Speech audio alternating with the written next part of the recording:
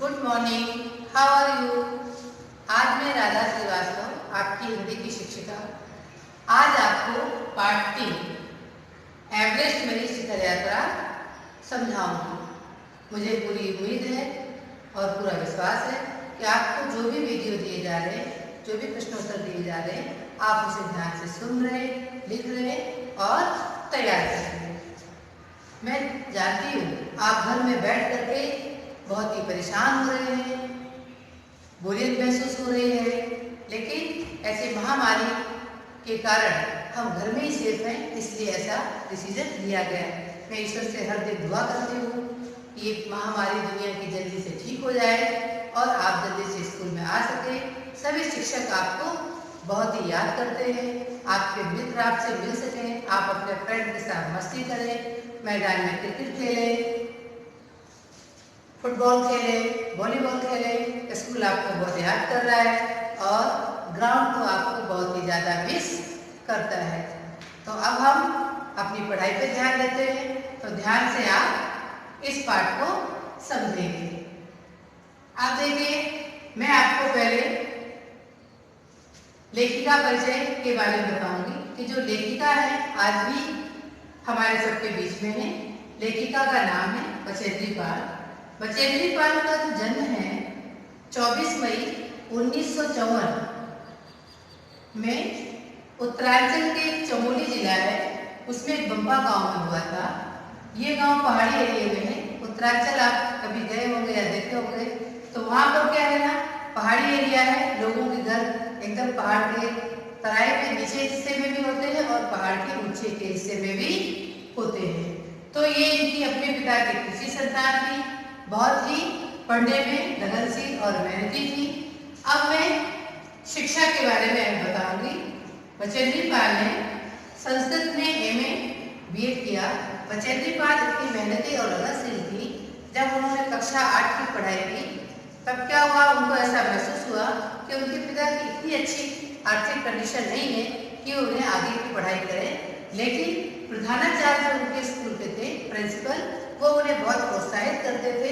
उनके पिता को बहुत प्रोत्साहित किया कि आप अपनी पुत्री को बहुत अच्छी पढ़ाई कराएं, क्योंकि आपकी पुत्री में बहुत ही एक कुछ कर गुजरने की एक लगन है, उसके अंदर कला है।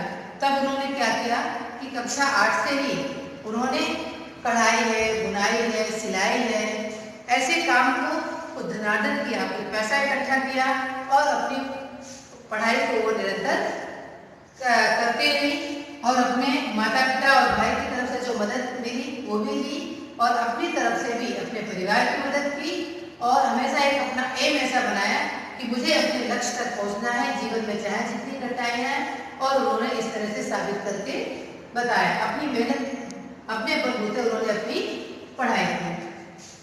अब मैं आपको बता रही हूँ कि पहाड़ों पर चढ़ने उतरने का चाव मीन्स कोई काम मन से करना।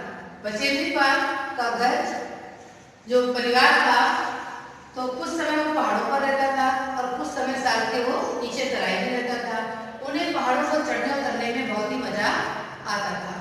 इस चीज को देख करके उनके बड़े भाई क्या करते थे, कभी उनको प्रोत्साहित नहीं करते थे। वो बहुत जल्दी पहाड़ों पर चढ़ जाते थे और नीचे उतरते चली आती थी। इसमें उनको बहुत मजा आता था और उन्हें टाइम भी लगता था। इस तरह से उन्होंने कभी अपने मन में सोच लिया कि मुझे भी कुछ ऐसा काम करना है, एवरेस्ट सबमिट करना है, जिसको मैं आसानी से कर सकती हूँ।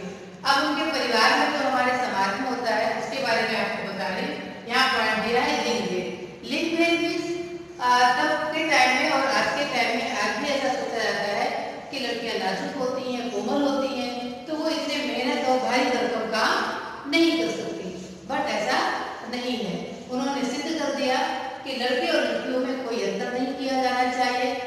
जिस भी बच्चे में, चाहे लड़का हो चाहे लड़की हो, अपनी योग्यता के अनुसार अगर आगे बढ़ना चाहता है तो परिवार की तरफ से उसे पूरा मदद मिलनी चाहिए। चाहे भले रुपए पैसे ना मिल पाए, लेकिन उन्हें लोगों के द्वारा, परिवार के द्वारा उनको प्रोत्साहन मिलना चाहिए। उनके जो बड़े भाई थे वो क्या करते थे कि जो उनका छोटा भाई था उसको वो बहुत प्रोत्साहित करते थे, तुम पहाड़ पे चढ़ा करो, नीचे उतरा करो, ऐसा अभ्यास किया करो, तुम एवरेस्ट सबमिट कर सकते हो। लेकिन कभी भी वो बचेंद्री पाल को नहीं कहते थे।